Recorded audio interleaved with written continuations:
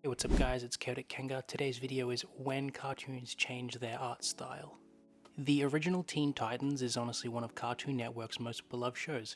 It came out during the 2000s anime-inspired era, where Western cartoons were heavily influenced by anime aesthetic and storytelling, and Teen Titans balanced everything perfectly. It had great action, emotional stories, comedy, life lessons, genuine dark moments, and some really weird crude jokes. There was kind of something for everyone. That's why fans connected with it so strongly. Then Teen Titans Go happened, and yeah, most fans didn't like it at first. The serious anime-inspired action show had turned into this hyperactive comedy with exaggerated experiences and non-stop random humor. But honestly, over the years Teen Titans Go has kind of grown on me personally. I've seen a lot of the clips of it online and it actually has some genuinely funny moments, and the voice actors clearly love working on it too, and you can really tell they're having fun.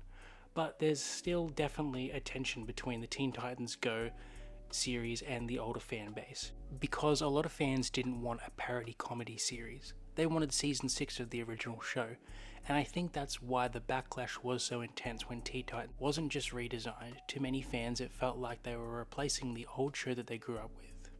Ben 10 is probably one of the most interesting examples because every era of the franchise looked different. The original Ben 10 series is still beloved, and honestly, I also really love Alien Force and Ultimate Alien. And what is interesting is that even though Alien Force changed the tone and the art style quite a bit, most fans seemed willing to overlook it because the story was good and the characters were older, the tone was darker, everything felt more mature. Ben 10 got a new Omnitrix, he got new aliens, he had grown into a more mature character, at least until Cartoon Network basically hit Ben 10 with an Uno reverse card and reverted all of his character growth and turned him back into a 10-year-old in Season 3. And honestly, Kevin joining the team was one of the best additions to the series. It really balanced the show out by making the team a trio again, reflecting the synergy and chemistry of the original classic series with Ben, Gwen, and Max. But this time the series progressed with the audience by replacing Grandpa Max with Kevin, Ben's arch rival, and someone who rivaled Vilgax for the position of Ben's main antagonist. Anyone remember that episode in the original series where Vilgax and Kevin teamed up? That was a pretty good episode. Or this scene.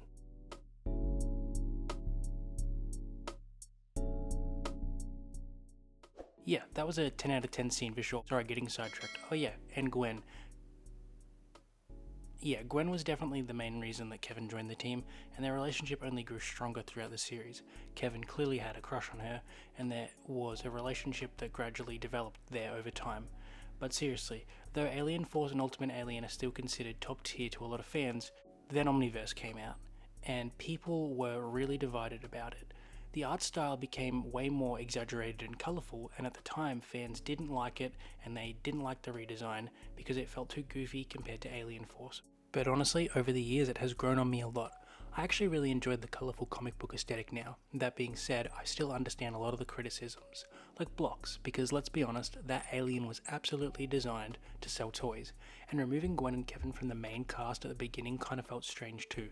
But eventually Rook did become a fan favourite, and people warmed up to him over time.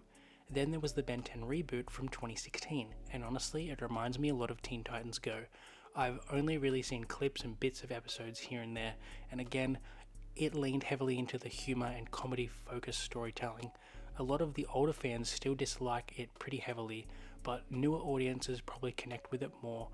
Although I will say the Ben 10 reboot Power Trip game was actually kind of really fun. Even though it was short, I've beaten it a couple times. It's not bad for a Ben 10 open world game. Chaotic is honestly one of the most fascinating art style changes because it was clearly a calculated marketing decision. Season 1 has this nostalgic style that reminds me a lot of Total Drama Island, Foster's Home for Imaginary Friends, My Little Pony Friendship is Magic, and many other Flash animations. And that's because it was animated in Flash by Bardell Entertainment, which was a really popular animation style for cartoons during that era because it was cheap and easy to produce and helped shows stand out visually. That art style made Chaotic feel unique. But then Season 2 and Season 3 completely changed the direction.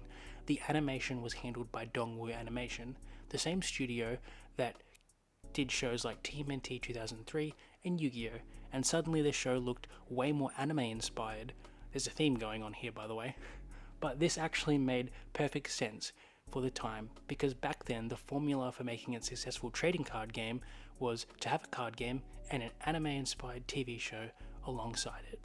To help engage the fans and sell cards and teach players how to play the game, Yu-Gi-Oh! Basically proved how successful that model could be, and since 4Kids was a company that produced Yu-Gi-Oh!, it only made sense that they would follow what made their other shows so successful and adapt Chaotic to make it successful as possible. So Chaotic changing its art style was likely done to fit into that market trend and appeal to that same audience. And there were other important reasons too. The world was transitioning from old 4.3 standard definition TVs to widescreen 16:9 HD televisions, so redesigning the show also helped future-proof it visually, which means the redesign wasn't random at all. It was a strategic business move made by 4Kids. American Dragon Jake Long is still one of the most divisive redesigns ever.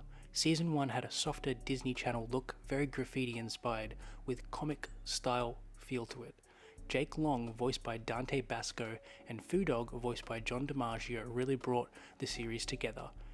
It now is considered part of Disney's golden era, sitting alongside those shows like Kim Possible, Danny Phantom, which shared similar art styles during the time. Then Season 2 completely redesigned almost everything. The show became sharper, more angular, and most of the fans found it more jarring due to the dramatic shift in the art style and character design. And honestly, I don't know much about this redesign compared to others, but I do remember the transition that I felt because I was actively watching American Dragon Jake Long throughout its run on Disney Channel. It was one of my favorite shows to watch, and I had grown accustomed to the art direction of Season 1, and then Season 2 came out and I instantly noticed a difference.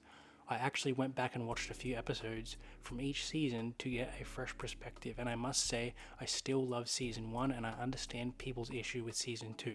Despite that, most fans still love the series overall. They just prefer Season 1's art style. And it's interesting that Dante Basco, the voice actor for Jake Long and best known for playing Zuko from Avatar: The Last Airbender, has talked about some of the changes in interviews before. At the end of the day, cartoon redesigns are always going to be controversial, because art style isn't just how it looks, it's a part of the identity of the show itself. Different art styles can change the tone, the humor, the atmosphere, the action, or even how audience emotionally connects with the characters. And I think that's why fans react so strongly whenever a cartoon changes its looks. Sometimes the redesign does work, sometimes it doesn't, and sometimes people only appreciate it years later after the nostalgia dies down. Because if we're being honest, a lot of those shows that were hated at launch eventually gained appreciation over time. Teen Titans Go, Ben 10 Omniverse, and even some anime redesigns have gone through the exact same thing, and honestly, I think a lot of it comes down to expectation. If the audience expects one thing and gets something completely different, the backlash is almost inevitable, especially when the original series meant a lot to people growing up.